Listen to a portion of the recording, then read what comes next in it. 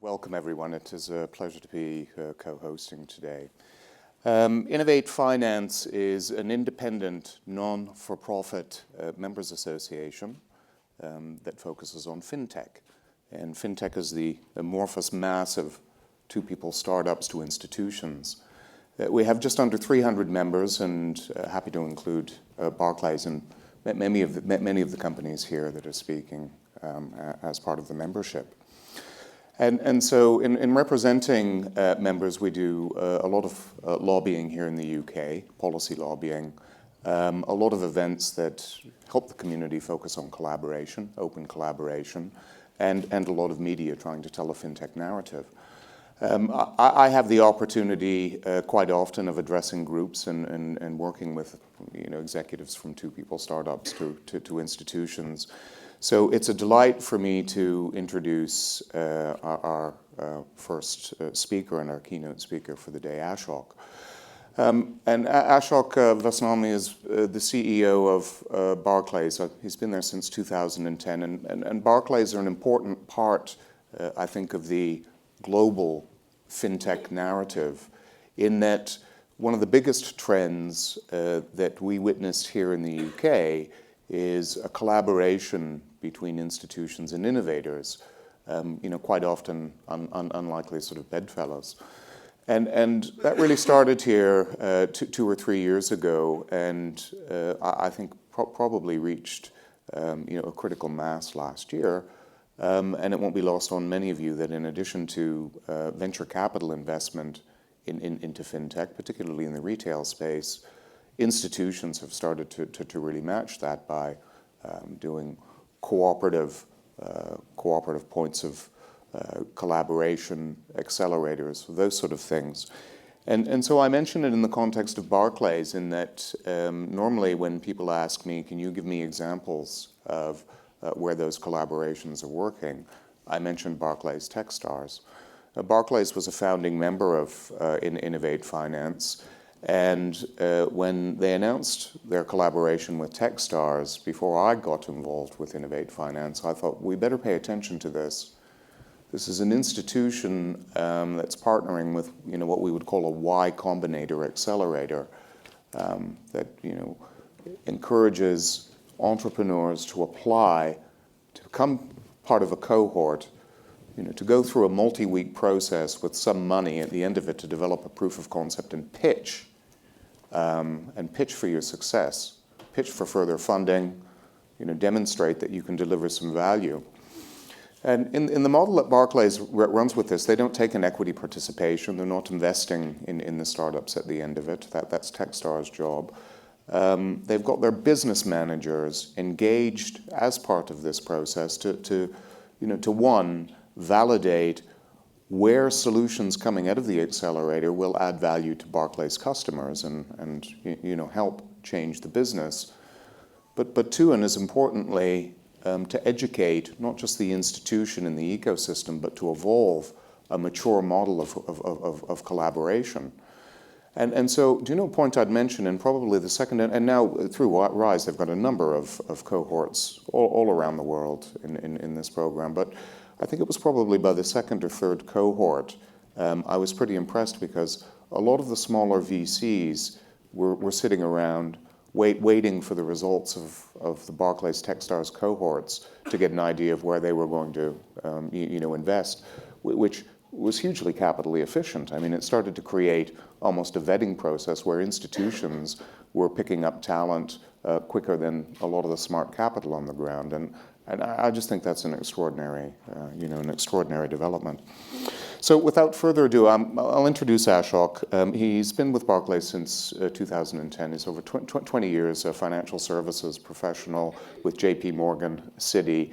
And again, I can't, I think in my community of CEOs, CIOs that I meet involved in FinTech, it's rarely you will find somebody so knowledgeable and somebody so enthusiastic about how technology can help transform banking. Ashok? Thank you very much, Lawrence. That was very, very kind of you. Like Lawrence said, I landed up in London in 2010 and then was promptly sent out to run our operations in Africa. So I really started getting involved in the UK at the end of 2011. And for those of you who remember 4 years ago, summer of 2012 was a fantastic time for London. Summer of 2012 was when London was actually showcasing the Olympics, and London was at its very, very best.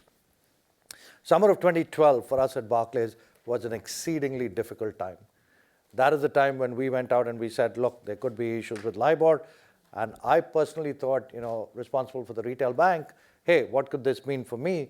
Because 99.9% of my transactions are in Great British pounds, nothing to do with LIBOR. I should be okay. Oh my God, how wrong I was. How wrong I was, right? Because things like trust, reputation, brand damage, quite considerable. So you sit back when the whole country is rejoicing, and you sit back and you think about it and say, here is an organization that's 324 years old or 323 years old at that point in time, and say, how do you kind of reestablish and rethink of rebuilding this whole institution with such a long history and heritage? And you start thinking about the various stakeholders that you're really kind of thinking about and how you're going to deliver it. Number one is, what is our customers and our clients doing? And if you look at what customers and clients were doing, they had changed their way of thinking quite dramatically. It was only been 4 or 5 years since the launch of the App Store. It had been 4 or 5 years since this notion of distributed technology. And customers and clients were starting to adopt that in their personal lives. In your personal life, if you're using a smartphone and doing a whole bunch of things on your smartphone with apps, then suddenly a bank coming and telling you, hey, you know what? When it comes to your financial services, throw all of that out of the window. We want you to still stick with the old ways of doing things. Obviously, will not work, right? It was very clear to us that would not work. So our customers and our clients were telling us, hey, you got to get on with this. You've got to move the agenda. And frankly, if you move the agenda, this will help us a lot, and we'll carry on with you. Number two, if you think about regulators, and you think about the way regulators were thinking about this, the regulators had just gone through the global financial crisis. They had seen the implications of all of this. The UK regulators actually were at the forefront of doing the regulatory work. That was the time when if you remember, the FSA was being created into the FCA and the PRA. And the conduct regime and the conduct thinking was at the top of the agenda as far as regulators was concerned. That actually tied in quite nicely with the notion of customers, right? The way customers were thinking about it. And therefore we said, hey, how do we put the customer at the center of everything that we're doing and build around that, right? And you think about society is nothing more than customers and prospects put together. And if you put customers and prospects together, you're really saying, how do you take care of financial services needs of people in this country? Frankly, the banks were going through a hard time. We had to rebuild also our relationships with our shareholders and really get into a nice position there with our shareholders that got the banks to deliver a kind of return on equity that was at least equal to cost of capital, if not more. And that became evident, saying that if you rethink the way that you can deliver services to the customers, you could get that done. So frankly, it is about creating a mindset of win-win-win. First thing is, if you win with customers. I'm a strong, strong believer that you've got to win with customers. If you win with customers and prospects, if you win with customers, everything else falls into place. If you don't win with customers, the rest of it will eventually dismantle. So winning with customers was really, really important, and then everything else kind of fall into place. If we had to do this, we realized that we had to go and really change and apply technology to financial services, make it really, really easy for the customer, dramatically improve the customer experience, right? And that's what we went around kind of doing. Now shift tracks a little bit. In 2016, we are sitting, we've done a whole bunch of stuff on digital. We today have 6 million customers on our mobile phone app. They come in about 28 times a month. 97% of all payments and transfers are done on the mobile phone. 60% of my loans are done on the mobile phone. 84% of my FX is done on the mobile phone. And suddenly you're starting to see that the interaction with the customer is feeling very, very, very different.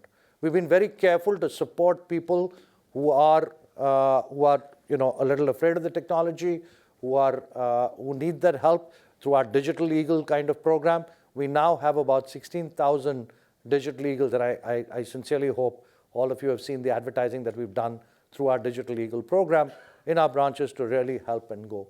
And therefore, the application of technology and making finances really, really easy for our customer, for both our retail customer as well as our business customer. How do we help the business customer leverage technology, leverage the power of analytics to really grow his business or her business? Which then comes to the situation of what's happened to our stakeholders in the meantime. And as you can see, the regulators have moved quite dramatically. In fact, the UK regulator is again at the forefront. And the FCA has announced the launch of a sandbox where you can do a whole bunch of things in terms of FinTech. That's kind of really interesting. I am now spending a lot of my time with the Treasury talking about open banking standards and PSD2 and things like that. Very different conversations from the one that I was having 4 or 5 years ago, right? Our customers are adopting this and moving ahead. I was in San Francisco a couple of weeks ago, and the amount of enthusiasm there is to really invest in this space, particularly in the UK, is actually quite amazing to see. Which then brings us to this big question around Brexit, right? The first thing I have to say is, look, this is getting to be a very competitive arena with Brexit or without Brexit. I mean, I go to Singapore, I go to Tel Aviv, I go to Mumbai, I go to San Francisco, right? And I would submit to you that the stuff that's happening in places like Tel Aviv and Mumbai and Singapore just 2 weeks ago concluded a huge FinTech conference which was organized by the government. Very, very, very large FinTech conference, right? Everybody's kind of racing. Do you know that Estonia is the most digitally advanced nation there is, right? Estonia uses blockchain technology for their election voting. So this is a race, and this race is not happening with all folks who are traditional, who we think is traditional for players at the forefront, right? This is a new set of players who are emerging, and we've got to stay ahead of the game. So it's really encouraging to see the regulators kind of say, fine, we are willing to kind of stay there. It's really, really important for the UK to be at the forefront of financial services. London has been the capital of financial services for 300 years, 500 years, and it must continue to kind of get there. We are committed to playing our role in that. We are committed to actually leveraging the digital capabilities, not only for ourselves, which is of course hugely important to us, but for our clients as well. And that's why we've got infrastructure like the Rises, like the Eagle Labs, which really take innovation, prototyping in the community and bring the power back to communities. We're working with a lot of our corporate clients to help them with this transition, because every single industry is going to get affected by this transformation, and nobody can feel complacent in this kind of journey. It is at the same time a very scary journey, but an exceedingly exciting journey. And for those who can get on this journey, take it on, I think, can get some really, really great results, transform the business, and move to the new world. With that, let's go back to Lawrence. I know he's got a very exciting panel to discuss these questions. Very exciting.